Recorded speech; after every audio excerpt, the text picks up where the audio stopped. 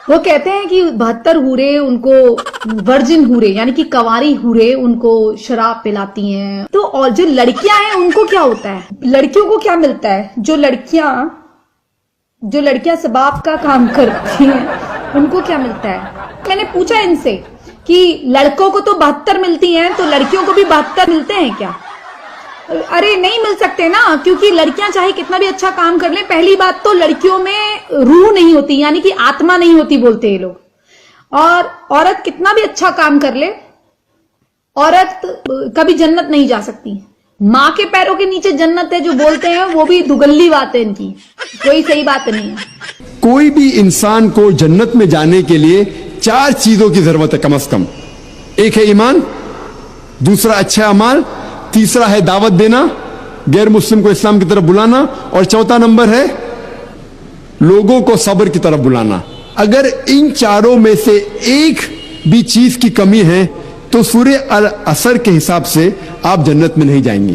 آپ بہت اچھے مسلم ہوں گے، روز 5 وقت کی نماز پڑھتے ہوں گے، حج کے لیے گئے ہوں گے، زکوٰۃ دیتے ہوں گے، روزہ رکھتے ہوں گے، لیکن سورہ العصر کے حساب سے اگر آپ دعوت نہیں دیتے تو آپ جنت میں نہیں جائیں گے.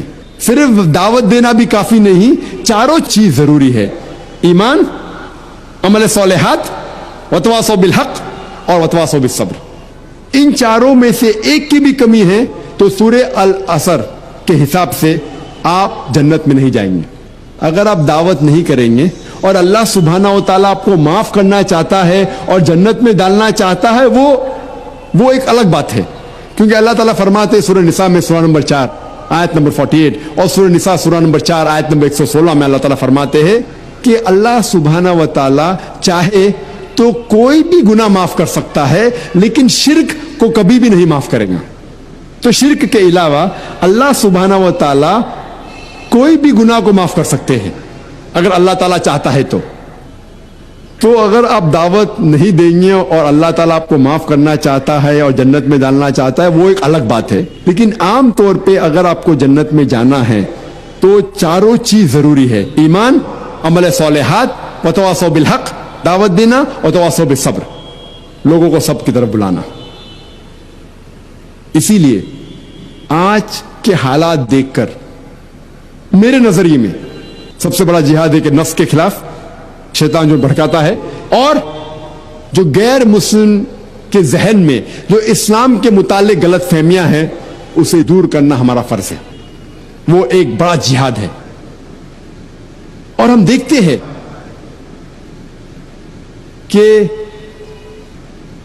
کئی آتھرز، کئی محرک اور کئی غیر مسلم جب کتاب لکھتے ہیں وہ اسلام کے خلاف لکھتے ہیں، اور جو کرٹکس ہے جو اسلام کے خلاف کتاب لکھتے ہیں وہ اکثر قرآن مجید میں سے کئی آیتوں کو بنا کانٹیکس، آؤٹ آف کانٹیکس کوٹ کرتے ہیں، آؤٹ آف کانٹیکس حوالہ دیتے ہیں، آیتوں کو نکالتے ہیں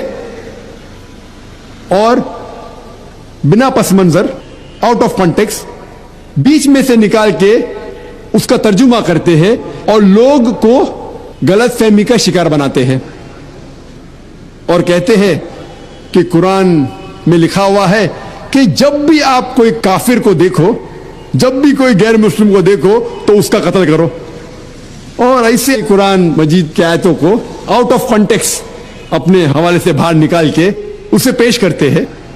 اور سب سے عام آیت جو کرٹکس جو اسلام کے خلاف لکھتے ہیں وہ حوالہ دیتے ہیں سورہ توبہ کی سورہ نمبر 9 آیت نمبر 5.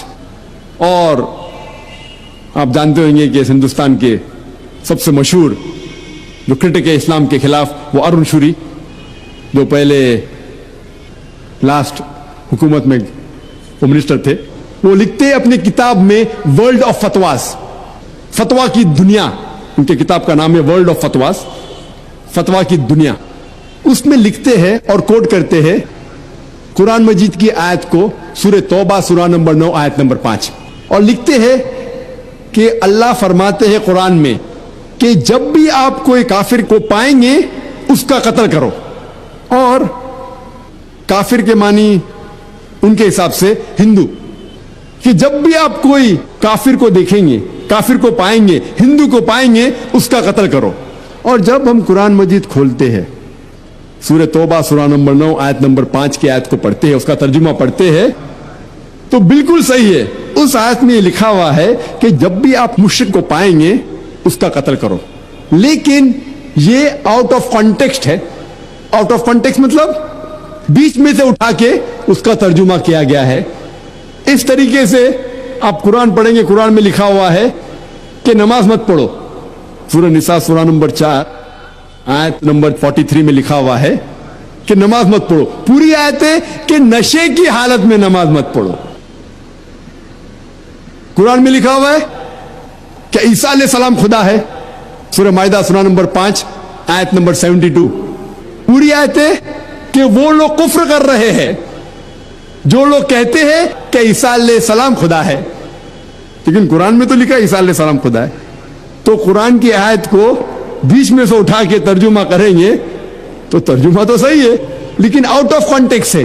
اسی طریقے سے اگر ہم سورہ توبہ پڑھتے ہیں آیت نمبر 5 کے پہلے جو 1 سے 4 آیت پڑھتے ہیں, ہمیں پتہ لگتا ہے کہ اللہ سبحانہ تعالیٰ فرماتے ہیں کہ ایک صلح ہے, مکہ کے مشرکوں اور مسلمان کے درمیان ایک صلح ہے, اور یہ صلح ہے, یہ پیس ٹریٹی ایک طرفہ مکہ کے مشرکوں نے توڑ دیا. تو اللہ سبحانہ و تعالیٰ جب آیت نمبر 5 پہ آتے ہیں, اللہ تعالیٰ فرماتے ہیں کہ میں آپ لوگوں کو 4 مہینے کا وقت دیتا ہوں اپنے آپ کو سدھارنے کے لیے, ورنہ اعلان جنگ. اور پھر جنگ کے میدان میں اللہ تعالیٰ فرماتے مسلمانوں سے, جب وہ کافر آپ سے جھگڑنے کے لیے, لڑنے کے لیے جنگ کے میدان میں آئیں گے, آپ ڈرو مت, آپ جہاں بھی کافروں کو پاؤں ان کا قتل کرو. یہ جنگ کے میدان میں آیت ہے کہ جب دشمن صلح کو توڑتے ہیں, آپ کو جنگ کے میدان میں قتل کرنے آ رہے تو آپ ڈرو مت, ان کا قتل کرو. جہاں بھی آپ دشمنوں, کافر دشمنوں کو پاؤں ان کا قتل کرو. ترجمہ صحیح ہے لیکن آؤٹ آف کانٹیکسٹ ہے. یہ جنگ کے میدان میں آیت نازل ہوئی کہ جنگ کے میدان میں جب دشمن آپ کا قتل کرنے آ رہے تو آپ ڈرو مت, ہمت رکھو, لڑو, ان کا قتل کرو. کوئی بھی سپاہ سالار اپنے سپاہیوں سے یہ نہیں کہیں گا کہ جنگ کے میدان میں بھاگ جاؤ. ہمت افزائی کے لیے ضرور کہیں گا ڈرو مت, لڑو, ضرورت پڑے تو دشمن کا قتل کرو. یہ عام بات ہے, کوئی نئی بات نہیں. تو جب اللہ تعالیٰ فرماتے ہیں کہ جنگ کے میدان میں مسلمان سے کہتے ہیں کہ ڈرو مت, جب دشمن آپ کو قتل کرنے آ رہے ڈرو مت, ان کا قتل کرو, یہ کوئی نئی بات نہیں, عام بات ہے. اور ارون شوری آیت نمبر 5 سے آیت نمبر 7 کے اوپر چھلانگ لگاتا ہے. کیوں؟ کیونکہ آیت نمبر 6 کے اندر اس کی بیماری کا جواب ہے.